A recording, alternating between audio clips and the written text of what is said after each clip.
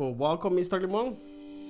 Welcome to our crazy show. I don't know if you've seen us before, but actually this is a show about business, and we wanted to show some of the business owners, some of the interesting people that we have in the San Fernando Valley, in Los Angeles, locally, at every level. We want to show different type of businesses, and one of the businesses that I wanted to showcase from the beginning, it was precisely your company, which is Raspado Xpress, because I think it has a very, very unique background. Since the first time I heard it, I had the opportunity to be present when you got the Small Business Award with the United Chambers, and that's the first time that I heard a little bit about the history of your business. Yeah. And it blew my mind. It's simply, I think you have a very, very home. It feels like very homey, like you actually have something close to most of the families in the neighborhood, that they can feel very comfortable with, to say, you know what, you started small, but you continue to grow and continue to expand as the time passes by. But I'll give you more time for you to tell us about it. So. Yeah, it definitely is a story that immigrants can connect with, or just anybody that starts from pretty much zero.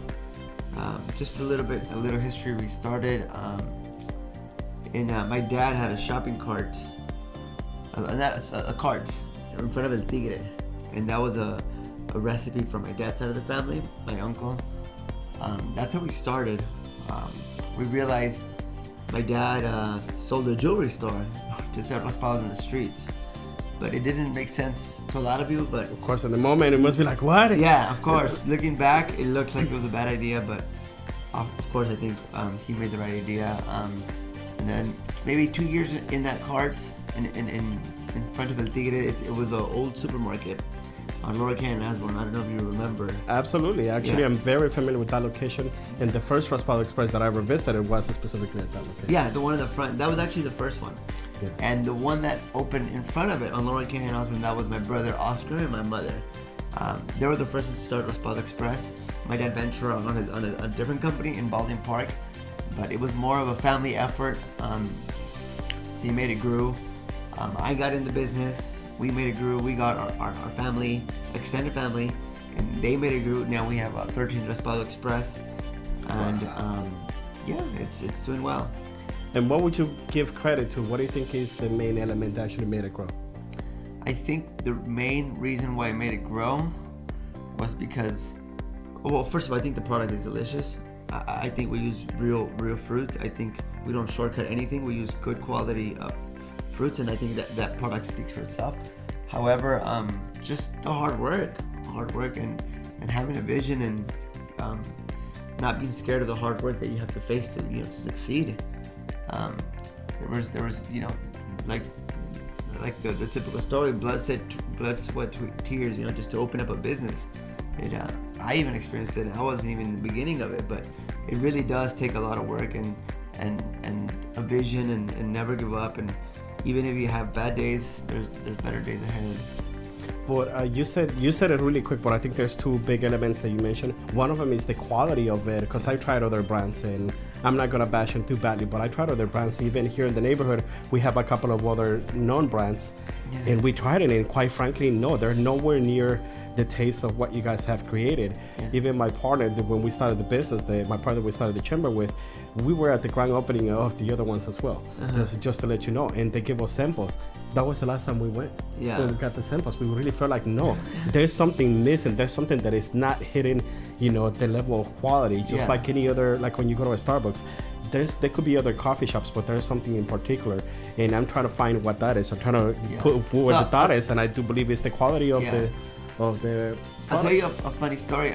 So it was a family recipe from my dad's side, but my mom, she's always been into cooking for many, many years. It's her passion. She's one of the best cooks I've of course I'm biased, but this is, I would have to try it to agree or disagree. Every son was gonna have. I will be the judge of that. Yeah, we need a biased person. Well, the recipe was a family recipe, but she actually made some adjustments on the recipe, which I think put it to another level. She believed this needs more fruit, this needs less water, and stuff like that. With that vision, we can make it better. This needs adjustments, and I think it was that mentality that took it to where it is now. Well, the second part that you mentioned, it says hard work, and that it can be said in about 10 seconds. It says hard work, but within that, it's so broad, it's so humongous. It could be pretty big. I mean, it could be so much within. Because what do you mean by hard work? I've seen a lot of people who get up every morning, they open the doors, they work hard, but they still don't make it. I truly believe that it's not just hard work that makes it successful. There's other elements that could be bigger than that, and sometimes it's being smart about the choices that you make. I think we really believed in our product, because when I first tried it, I was 15, that was high school. My mom and my father, at the time they were together, they were making the Raspados. And I remember for about 2 months trying almost every Raspado. So I would have like 8 Raspados a day. I know it's bad for sugar. I was addicted. I've been addicted to the coffee. If you ever need help, just let me know. We'll be happy to volunteer. And me personally, coffee was one of my favorites. Now it's coco nuez and vainilla. I have had mango. Like my little addictions have always changed, but I've never been tired of my product.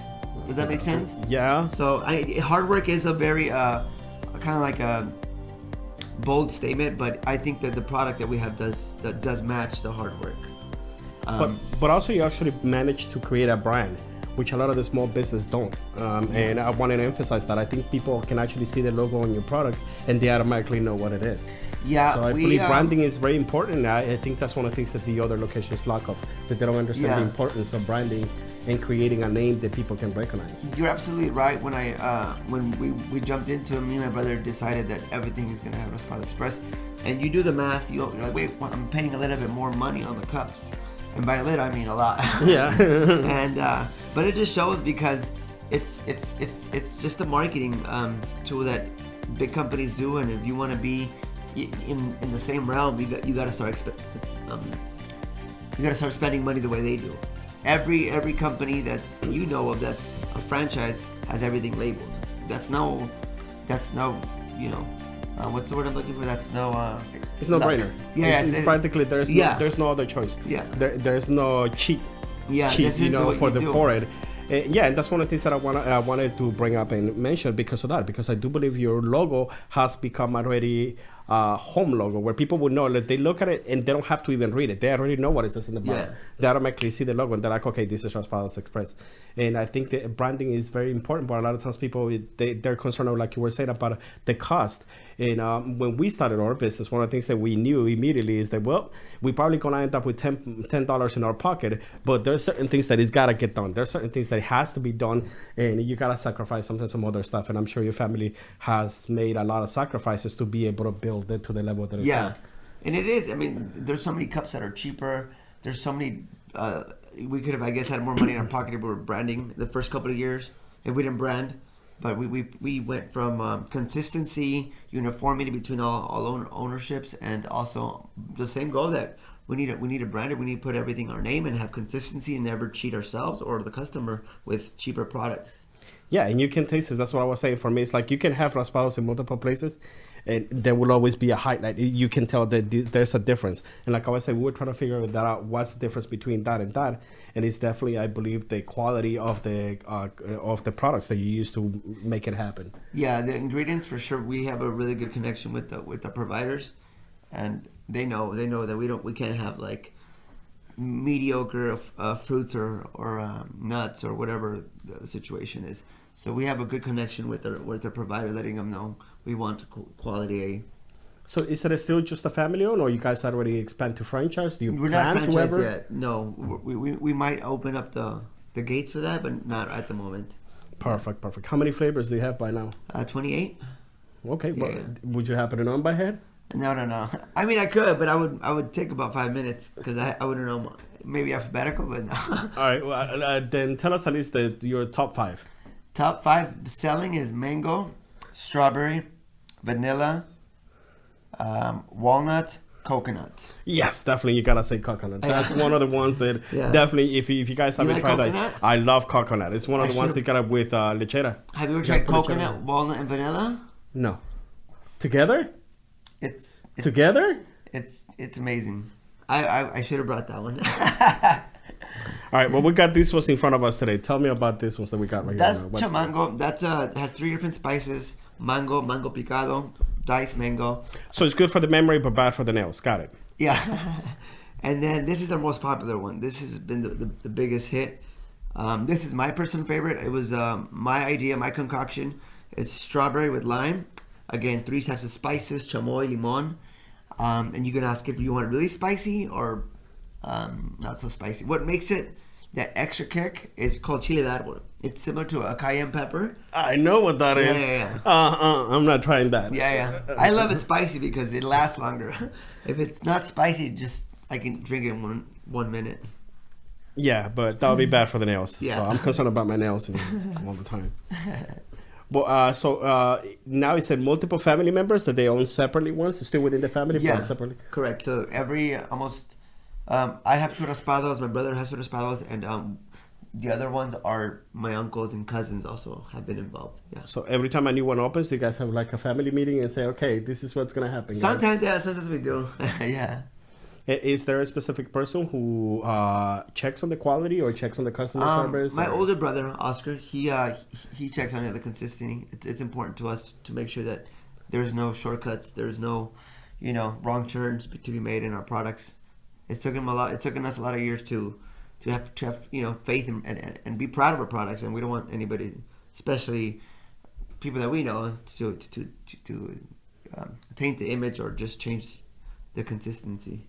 So what's for the future? What would you like to see in the future happen with Raspado Xpress? We want to keep expanding. We also want to put a hot menu, so in the winter you still have more options. We have crepes, we have esquite, we have churros, we have several options, but I think we need to expand a little bit more on that and open up our ideas and really know that people love us, and I think they'll be happy for our new winter menu. Yeah.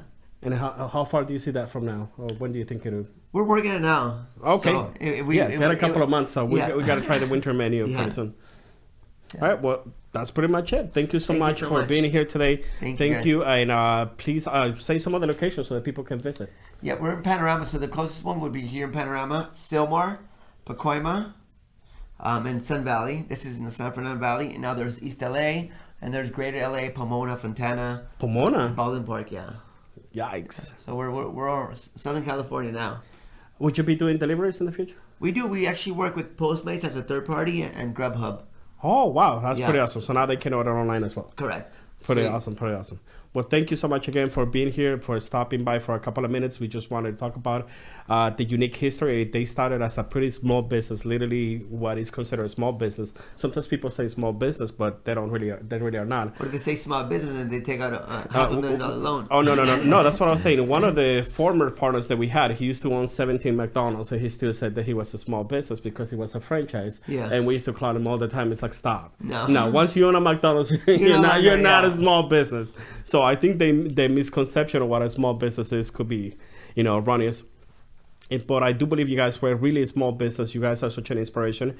And I was really blessed and really happy to get to know you guys when you got an award. I mean, you were being pronounced the small business of the year through the United Chambers. And when I heard you speak, when I heard your mother speak about the company, it really got my attention because I think it could serve as an inspiration to so many other people.